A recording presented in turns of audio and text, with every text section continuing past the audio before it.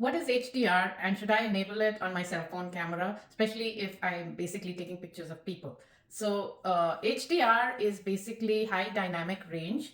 And what that means is that the range between the extreme dark shadows and the extremely light highlights is expanded and available in greater detail. It's not actually reduced, so it's not like the pictures are going to be more washed out. It's just that you may be able to see more details in the shadows and more details in the highlights.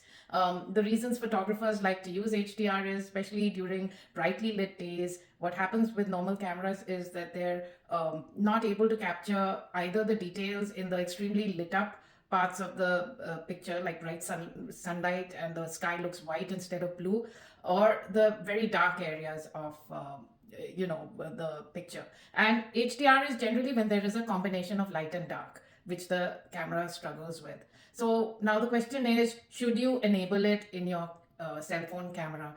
Well, it's up to you. Basically, what I found is that cell phone cameras are well optimized to skin tones in normal conditions, but there can be a few conditions where you are silhouetted and you need to have a little more detail. In such a case, probably putting HDR would help you. But it doesn't make that much of a difference for portraits. It makes more of a difference for pictures which have buildings and landscapes and things like that, which are lit up and or in shadow and things like that. So that's really what it is. It can make a slight difference if, for example, a face is half in shadow and half in light and the area beyond the face is completely in darkness.